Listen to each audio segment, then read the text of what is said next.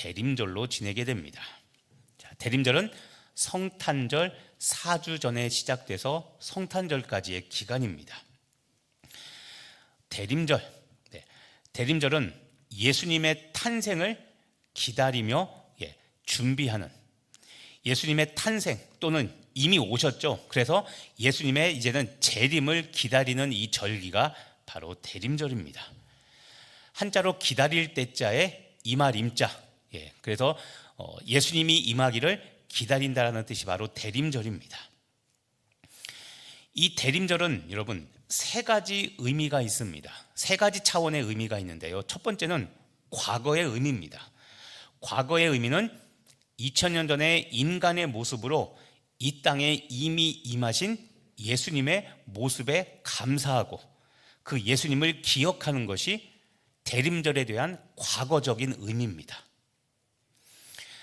또 하나 현재적인 의미가 있습니다. 대림절의 현재적인 의미, 그것은 무엇이냐면 말씀과 성령으로 우리에게 찾아오시는 예수님과 동행하는 겁니다. 자, 무슨 말이냐면 말씀과 성령이라고 그랬죠. 요한복음에 보면 예수님이 말씀인데 육신을 입어 이 땅에 오셨다고 그랬죠. 그래서 말씀으로 오셨습니다. 또 하나 성령입니다. 성령은 어떤 의미냐면 예수님께서 말씀하셨죠.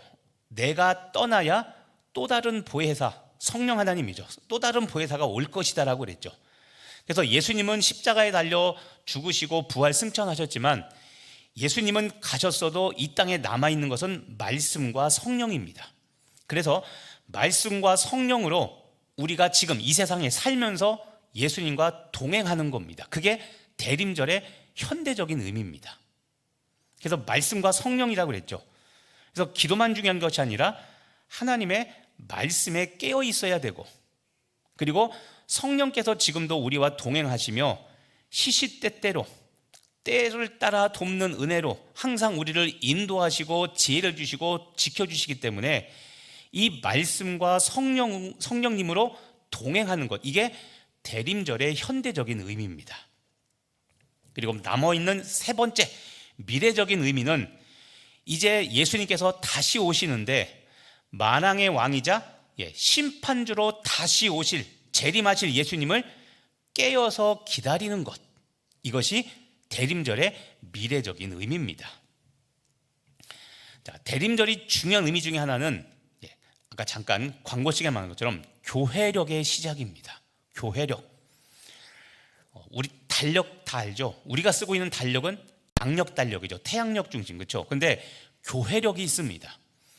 이 교회력, 처치 칼렌다라고 하는데 이 교회력은 대림절이 시작입니다. 그러니까 태양력, 우리가 쓴 달력은 1월 1일이 그 해 첫 주 첫날인 것처럼 교회에서 쓰는 달력의 첫 주 첫날은 바로 오늘 대림절입니다. 그러니까 오늘이 우리 기독교인들에게는 1월 1일인 겁니다.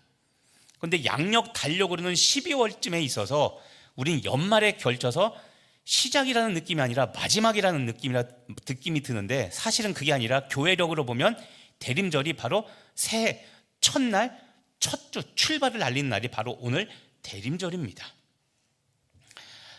자, 교회력의 시작이 성탄절이 아니라 예수님을 기다리는 이 4주간의 대림절로 시작한다는 것은 크게 여러분 두 가지 교훈을 우리에게 줍니다. 어떤 것이냐면, 자, 대림절이 교회력의 시작이라는 것은 첫 번째, 신앙생활에서 기다림과 준비가 매우 중요하다는 겁니다. 자, 대림절은 총 몇 주라고 그랬죠? 4주, 한 주가 아니라 4주라고 그랬습니다. 성탄절까지. 자, 기다림의 시간이 최소 한 달입니다. 우리 기독교 믿음 생활에서는 여러분 이 기다린다는 것은 준비입니다. 이것이 중요하다는 것을 보여주는 교훈이 대림절 4주가 주는 교훈입니다. 우리 지지난주 추수감사절 드릴 때 이랬죠. 추수감사절에 제가 말씀을 전하지 않고 전주에 감사절에 대한 말씀을 전했죠. 그리고 한 주간 감사를 깊이 생각해 보라고 그랬죠. 그래서 추수감사절 당일에 왔을 때 진짜 내가 일주일 동안 느꼈던 감사를 하나님께 드리는 것, 그것처럼 대림절도 마찬가지입니다. 4주 동안 우리는 예수님에 대하여 깊이 묵상해 보는 겁니다. 그래서 우리 믿는 신앙생활에 기다림과 준비는 매우 중요하다는 교훈을 주는 것이 바로 대림절 4주간의 기간입니다. 예수님도 보십시오. 예수님보다 6개월 먼저 앞서서 와서 예수님을 먼저 알리고 준비했던, 예수님의 사역을 미리 보여줬던 사람이 있습니다. 누굽니까? 그쵸, 세례요한이죠. 거기서도 보면 주인공은 예수님인데 주인공을 드러나게 하기 위해서 하나님께서 먼저 준비시킨 인물이 바로 세례요한이었습니다. 여기서도 보니까 6개월 동안 먼저 준비하는 일, 기다리는 일이 있었죠. 자, 이게 우리 기독교 신앙에서 굉장히 중요합니다. 그러니까 오늘도 예배 오셨죠? 예배 늦지 않게 오셨는데 와서 옆 사람이랑 떠들고 이야기하기보다는 무엇 하는 것이 좋습니까? 예배를 준비하는 것이 좋습니다. 한 주간 내가 지었던 죄를 충분히 회개하고, 기억나지 않는 죄가 있을 수 있잖아요. 그러니까 하나님, 내가 모르고 지은 죄 있으면 그 죄까지도 용서해달라고 기도하며 예배를 준비하는 겁니다. 우리 신앙생활이 기다림과 준비와 항상 연결되어 있다는 걸 여러분 기억하시고, 이번 대림절도 이렇게 기다림과 준비를 통해 12월 25일 예수님을 더 기쁘게 만나는 여러분 되길 간절히 바랍니다. 대림절이 교회력의 시작이라는 것이 주는 두 번째 교훈은 우리 모든 삶의 중심은 예수 그리스도라는 겁니다. 자, 대림절 누구를 기다립니까? 예수님이죠, 그렇죠? 이겁니다. 예수님이 우리 삶의 모든 것입니다. 그래서 교회력의 시작을 4주 동안 대림절로 지내는 것은 결코 긴 시간이 아니라 우리의 모든 것 대신 예수님을 깊이 묵상하며 그 예수님에 올인하자는 겁니다. 그게 아까 말한 교회력이 시작되는 첫 걸음, 그 첫 걸음에 담긴 의미인 겁니다. 그러니까 연말이라 우리는 붕 떠서 크리스마스 분위기 그냥 취해서 지나가기 쉬운데, 그게 아니라 우리는 이 대림절 기간 동안 다른 어떤 때보다도 예수님을 깊이 묵상하고 예수님과 동행하고 예수님을 닮는 그런 4주간의 대림절 절기가 되기를 간절히 바랍니다. 근데 여러분, 이렇게 중요한 예수님을 만나야 되는데, 오늘 말씀 제목을 보시면 알겠지만, 이곳에서 예수님을 만나야 됩니다. 이곳에서. 오늘은 그것을 여러분과 함께 나누려고 그럽니다. 예수님을 과연 우리가 어디에서 만나야 될까? 첫 번째로요, 예수님이 태어나신 곳, 장소, 도시가 있습니다. 도시 이름이 뭘까요? 4글자입니다. 그렇죠, 베들레헴입니다.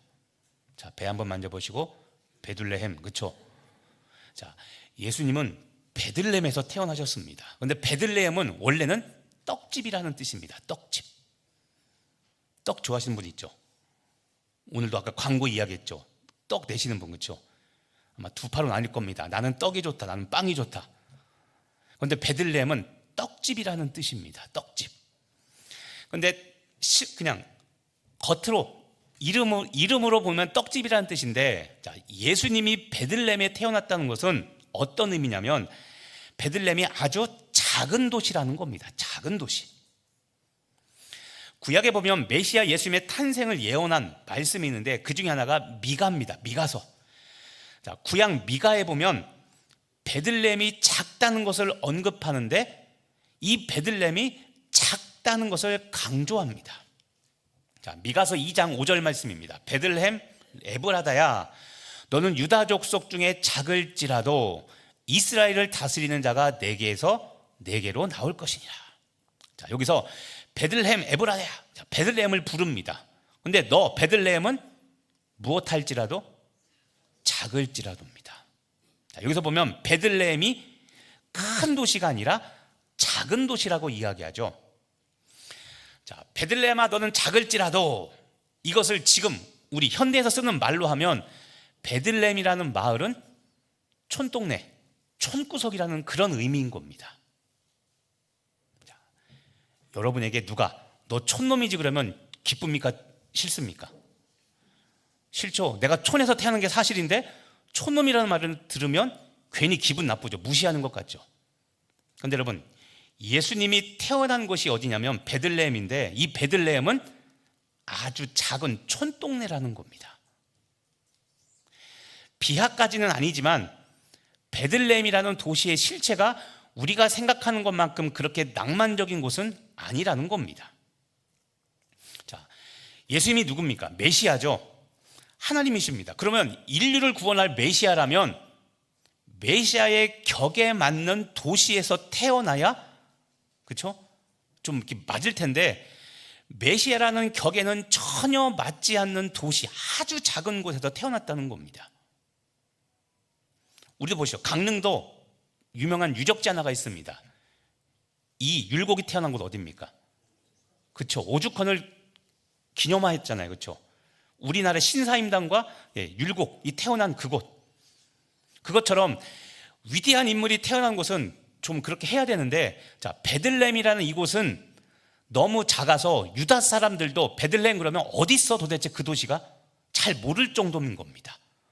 그런데 그런 곳에서 메시아 예수님이 지금 태어난 겁니다. 당시 이스라엘 백성들에게 가장 관심이 있는 장소, 가장 인기 장소, 요즘 용어로 핫플레이스, 거기가 어디였냐면 예루살렘이었습니다. 왜냐하면 예루살렘은 남쪽, 이스라엘 남쪽의 주된 도시, 성전이 있었죠. 거기가 예루살렘이었기 때문에 상식적으로 본다면 이 메시아 예수님은 적어도 예루살렘에서 태어나야 격에 맞다고 사람들이 생각할 텐데 베들레헴에서 예수님이 태어나셨습니다. 자, 여러분 기억하시기 바랍니다. 아까 이야기했죠. 예수님을 대림절에 우리가 예수님을 만나기를 사모해야 됩니다. 근데 대림절 기간 동안 우리가 예수님을 만나려면 어디로 가야 되냐면 아무도 알아주지 않는 작은 마을로 가야 우리는 예수님을 만날 수 있습니다. 이것을 기억하시길 바랍니다. 왜 예수님께서 아무도 알아주지 않는 이 작은 마을에 태어나셨을까요? 그것은 이겁니다. 아무도 알아주지 않는 마을에 예수님이 태어나신 그 이유는 첫 번째, 아무것도 아닌 우리 인생들을 위해서 예수님께서 오셨다는 겁니다. 여러분들 무시하는 건 아닌데, 자, 내가 가진 것도 없고 배운 것도 그렇게 많지 않고 우리 집안 솔직히 말하면 할아버지 아버지 뭐 봐도 감은 별로 좋지도 않습니다. 자, 그런데 그런 나를 위하여, 그런 나를 구원하려고 예수님께서 이 땅에 오셨다는 겁니다. 감사라는 것이죠. 또 아무도 주목하지 않는 나 같은 사람을 위해서 예수님이 오셨다는 겁니다. 사람의 주목을 받는 건 두 가지입니다. 아주 예쁘거나 잘생기거나 아주 못생기거나, 그럼 사람의 주목을 받을 수 있습니다. 근데 이왕이면 예뻐서 잘생겨서 주목받고 싶습니까? 못생겨서 주목받고 싶습니까?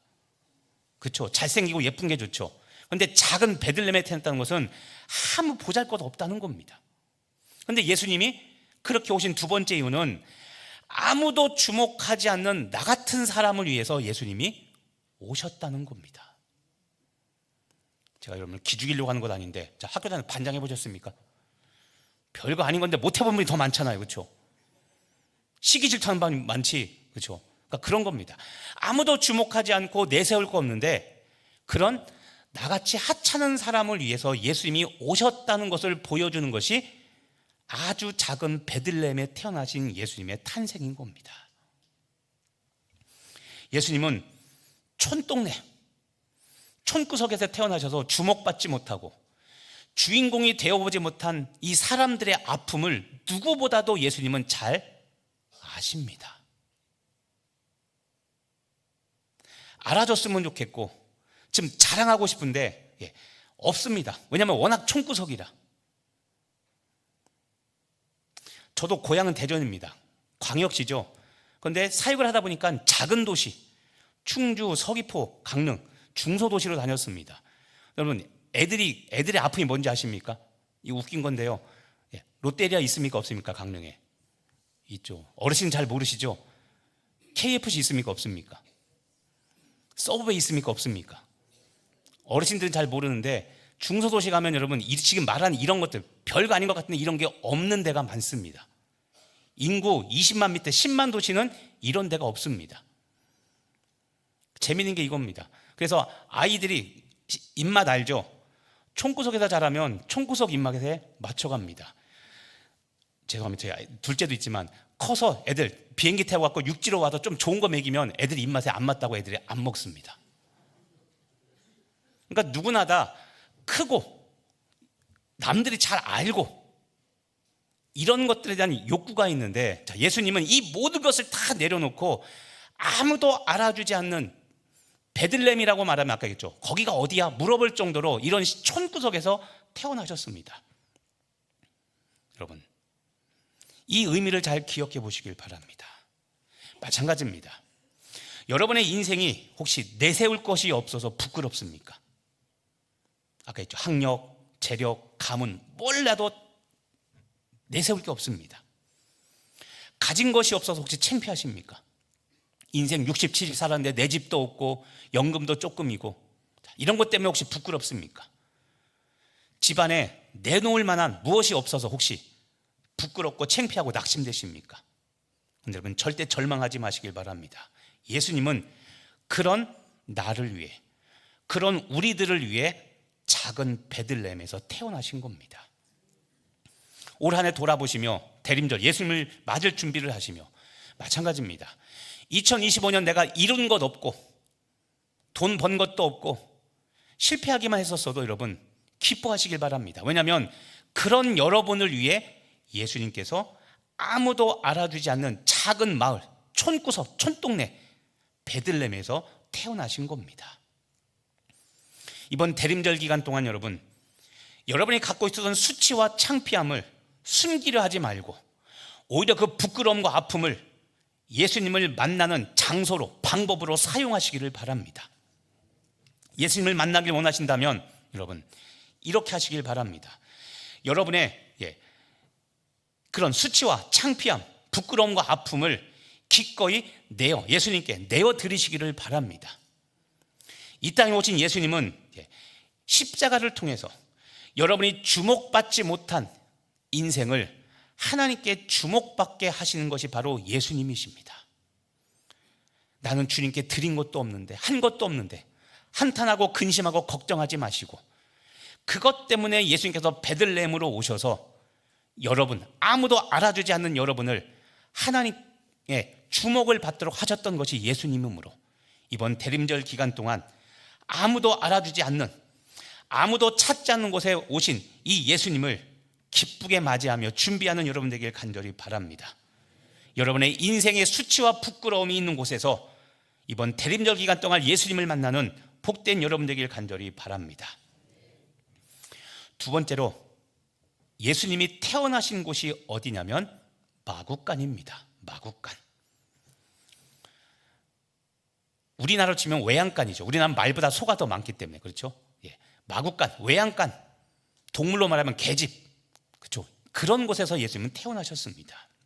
자, 그럼 마구간 어떻습니까? 밝고 화려할까요? 아닙니다. 누가 동물애한테 그렇게 투자합니까? 그죠? 그냥 밥만 주고 어디선지 있으면 되는 거죠. 그렇죠? 자, 마구간은 어둡고 침침한 곳입니다. 마구간은 어둡기 때문에 곰팡이도 많고, 어둡고 곰팡이가 습기가 많기 때문에 맡기 싫은, 가고 싶지 않은 냄새가 나는 곳이 바로 마구간입니다. 그런데 거기에 예수님이 태어나셨습니다. 우리 어르신들 많죠? 여러분들의 손자, 손녀가 마구간에서 태어났다고 생각해 보십시오. 좋은 산부인과 이런 곳이 아니라 축축하고 어둡고 습기 많은, 곰팡이 많은 그 마구간에서 여러분의 며느리나 여러분의 따님이 거기서 아이를 낳았다고 생각해 보십시오. 어떨 것 같습니까? 기분 별로 안 좋죠. 그런데 예수님이 그런 마구간에서 태어나셨습니다. 오늘 7절 말씀을 보십시오. 첫 아들을 낳아 강보로 싸서 구유, 말구 위에 뉘었습니다. 왜냐하면 여관에 있을 곳, 방이 없어서 사람이 자는 곳이 아니라 동물이 자는 마구간에 예수님을 거기에 뉘었습니다. 우리 사랑하는 성도 여러분, 예수님은 태어날 때부터 좋은 시설에서 태어나는 곳이 아니라 그늘진 곳에서 태어났습니다. 예수님은 태어날 때부터 그늘진 인생을 경험해 봤습니다. 그래서 예수님은 그늘진 인생의 아픔과 고통이 무엇인지 그 그늘진 인생을 겪고 있는 우리들의 마음을 너무나 잘 아시는 분이 예수님이십니다. 그래서 예수님은 그늘진 인생도 사랑하십니다. 올 한 해 어떠셨습니까? 추수감사절 지내긴 했지만 그래도 여전히 마음이 그늘이졌고 풀리지 않을 때문에 걱정하고 있습니까? 근데 여러분, 이번 대림절 기간 동안 여러분의 그늘진 인생 가운데 예수님을 만나시기를 간절히 바랍니다. 예수님은 인생의 그늘이 뭔지를 아셨기 때문에 지난주 이야기했죠. 예수님이 주로 만났던 사람들은 인생에서 성공하고 출세한 사람들, 성령 충만한 사람들이 아니라 세리와 죄인으로 대표되는 인생의 그늘진 사람들을 주로 만나고 다니셨습니다. 예수님은 귀신 들렸다고 아무도 안 만나준 7 귀신 들린 막달라 마리아 같은 여인들을 만나 그들과 친구가 되어주셨습니다. 또 예수님은 간음 현장에서 붙잡힌 정말 수치스럽고 부끄러운 그런 그늘진 인생을 살았던 그런 여인들을 품어주시고 보호해주시며 그런 여인들과 친구가 되어주셨습니다.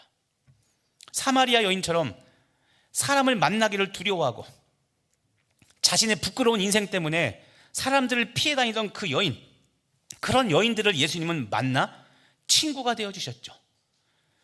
인생에 어두운 그늘이 졌던 사람들에게 만나주셔서 예수님은 그 여인들에게, 그 사람들에게 빛을 비춰주셨습니다. 정호승 시인이 그래서 예수님을 이렇게 표현했습니다. 예수님은 나무 그늘에 앉아 다른 사람의 눈물을 닦아주는 사람이 되었다. 여러분, 그늘은 양면에 있습니다. 양면의 의미가 있습니다. 지금 말한 그늘은 인생의 그늘, 어두운 면입니다. 그런데 그런 사람들을 만나 그늘이 되어줍니다. 두 번째 그늘은 쉼과 안식과 평안을 주는 그늘이죠. 우리 사랑하는 성도 여러분, 예수님을 만나길 원하신다면 이번 대림절 기간 동안 여러분의 인생의 그늘진 곳으로 가서 예수님을 만나시기를 바랍니다. 왜냐하면 예수님이 여러분의 인생의 그늘을 해결해 주시려고 오셨기 때문입니다. 아직까지 해결되지 않은 아픔, 아직까지 해결되지 않은 여러분의 가정의 고통, 여러분의 삶에서 아직도 내가 풀지 못한 관계의 문제들, 돈의 문제들, 일, 사역의 문제들이 있다면 이번 대림절 4주 동안 그 인생의 그늘진 곳에서 25일 임하실 예수님을 먼저 만나는 복된 여러분 되길 간절히 바랍니다. 여러분의 인생의 그늘진 부분을 여러분 예수님께 오픈하시길 바랍니다. 꽁꽁 숨겨두고 예수님 못 보시게 하는 것이 아니라 여러분이 마음의 문을 열고 예수님이 그곳에 오시게 해야 되는 겁니다. 제가 요한계시록 이런 말씀이에요. 요한계시록 3장에 보면 누구든지 내가 문 밖에 서서 무엇 한다고요? 두드리노니. 자, 누구든지 내 음성, 예수님의 음성을 듣고 무엇을 하면? 문을 열면입니다. 억지로 문을 열고 들어오시는 것이 아니라 내가 열어야, 그래야 내가 주님과 먹고 마시게 되는 겁니다. 그러니까 내가 문을 열어야 되는 겁니다. 사람들 앞에서는 차마 부끄러워 말하지 못했던 것들이 있었다면 좋습니다. 사람은 그렇다 치지만 이제 대림절 기간 동안 여러분, 예수님께는 여러분의 인생의 그늘을 활짝 여시고 예수님, 내가 이렇습니다. 내 모습이 이러니까 내 모습 고쳐주세요. 이 내 인생의 그늘에 빛이신 예수님께서 빛을 비추세요라고 이야기하며 여러분의 인생의 그늘을 활짝 열어 그곳에 예수님께서 임하시는 이번 성탄절을 만드시기를 간절히 바랍니다. 또한 여러분 주위에 그늘진 인생을 사는 사람이 있다면 그분에게 다가가시기를 바랍니다. 지난주처럼 예수님이 세리에게, 창녀에게, 죄인에게, 피부병 환자들에게 예수님이 가셨던 것처럼 여러분들이 그늘진 인생을 사는 분들을 가서 만나시고 그들의 인생의 그늘이 양지로 바뀌게 되는 그 역사를 여러분이 펼치시는 이번 대림절 기간 되시기를 간절히 바랍니다. 여러분의 인생의 그늘만이 아니라 지금 그늘진 인생을 살고 있는 여러분의 가족, 친지, 형제, 자매, 친구들이 있다면 그 사람들의 인생의 그늘이 양지로 바뀌도록 빛이신 예수님을 소개하는 여러분 되시기를 간절히 바랍니다. 마지막으로 예수님이 태어나신 곳이 있습니다. 마국간, 베들레헴, 마국간 말구유입니다. 말구유. 말구유. 좀 더 직설로 하면 말밥통입니다. 그런데 여러분 주목할 것은 말구유. 말들이 음식을 먹는 밥그릇인 이 말구유는 마국간의 가장 낮은 곳에 있습니다. 동물들이 주는 밥통, 여러분 천장에 매달아 놓는 사람은 없죠. 바닥에 놔야 동물들이 먹을 수 있죠. 그래서 말구유는 마국간에서 가장 낮은 곳에 있는 것이 말구유입니다. 이 말은 예수님께서 가장 낮고 낮은 말구유에 태어나 거기에 누이셨죠. 다른 말로 하면 예수님은 가장 낮은 곳으로 임하셨습니다. 그런데 여러분 예수님은 어떤 분입니까? 하나님의 아들이시죠. 그리고 하나님이십니다. 높고 높은 보좌에 태어나셔도 부족할 판인데 가장 더럽고 낮은 사람이 아닌 동물들이 사는 그곳에서 그 공간에서 가장 낮은 곳으로 예수님은 임하셨습니다. 이 말이 무엇일까요? 예수님을 만나려면 우리도 낮은 곳으로 가야 된다는 겁니다. 내가 높은 곳에 있으면 예수님을 볼 수 없습니다. 또 낮은 곳으로 가서 무릎을 꿇어야 우린 예수님을 만날 수 있습니다. 예수님은 아기 예수의 몸으로 오셨죠. 아기와 눈을 맞추려면 무릎을 꿇어야만 됩니다. 기억하십시오. 여러분 예수님을 만날 수 있는 곳은 높고 높은 곳, 돈 많은 곳, 높은 지위, 보장된 곳 그런 곳이 아니라 오히려 가장 낮은 곳에서 우리는 예수님을 만날 수 있습니다. 그래서 예수님을 만나기 위해서 우리는 의도적으로 낮은 곳으로 가야 됩니다. 예수님은 낮은 자리에서 보이게 되어 있습니다. 여러분 내가 높은 곳에 있으면 예수님이 보이지 않습니다. 내가 열심히 사역하고 뭔가 하는 것 같지만 내가 높은 곳에 있으면 예수님과 보조를 맞출 수 없고 예수님의 음성을 들을 수 없고 예수님과 눈을 맞출 수 없어 예수님의 마음을 알 수가 없습니다. 그래서 예수님과 눈높이를 같이 하려면 내가 무릎을 꿇고 낮아져야 됩니다. 이번 대림절 기간 동안 4주 동안 철저히 여러분을 낮추시기를 바랍니다. 말구에 누이신 예수님, 누워 계신 예수님의 눈높이에 여러분의 눈높이를 맞추시기를 바랍니다. 예수님을 찾아온 동방 박사들도 그래서 무릎 꿇고 예수님께 경배합니다. 예수님을 위해서 아래로 내려보며 거만하게 있는 것이 아니라 무릎 꿇고 예수님께 선물을 드리죠.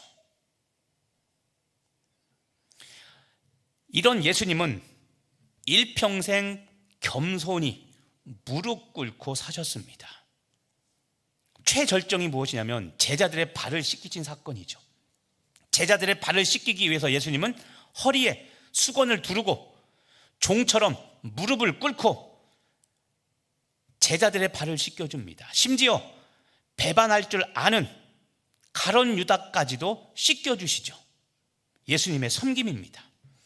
또 예수님은 무릎 꿇고 기도하셨습니다. 겟세마네 동산에 가셔서 아버지를 부르며 무릎 꿇고 기도하며 십자가를 위해서 그렇게 몸부림치셨습니다. 여러분 기억하십시오. 예수님의 눈높이는 무릎을 꿇은 눈높이였다는 것. 이번 대림절 우리도 이 낮은 곳에 가야 예수님을 만날 수 있습니다. 예수님을 만날 준비를 하는 곳은 높은 곳이 아니라 낮은 곳입니다. 그래서 여러분 부탁합니다. 이웃을 섬기기 위해 여러분도 예수처럼 기도하기 위해 여러분도 무릎 꿇을 때, 무릎 꿇는 그때 그 낮은 곳에서 예수님을 만나게 됨을 믿고 이번 대림절 기간 동안 철저히 낮아지는 여러분 되길 간절히 바랍니다. 오늘 말씀드린 세 곳을 주목하십시오. 예수님을 만날 장소는 화려한 곳이 절대 아닙니다. 아무도 알아주지 않는 뜻밖의 장소죠. 대림절 4주 동안 여러분 아무도 주목하지 않는 곳에 가셔서 예수님을 만나시기를 바랍니다. 또한 그늘진 곳에 가서 예수님을 깊이 만나시는 여러분 되길 간절히 바랍니다. 그리고 낮은 곳에서 예수님을 만나며 이번 대림절 4주 동안 예수님과의 깊은 만남을 갖는 복된 여러분 되시기를 예수님의 이름으로 축복하며 기도합니다. 기도하겠습니다. 하나님, 대림절 4주 동안 아무도 주목하지 않는 곳, 그늘진 곳, 낮은 곳에서 예수님을 만나는 우리들 되게 하여 주시옵소서. 간절히 기다리게 하시고 기다림 속에 성탄절, 예수님을 만나는 복된 2025년 대림절 성탄절 되게 하여 주옵소서. 감사드리며 예수님의 이름으로 기도합니다. 아멘.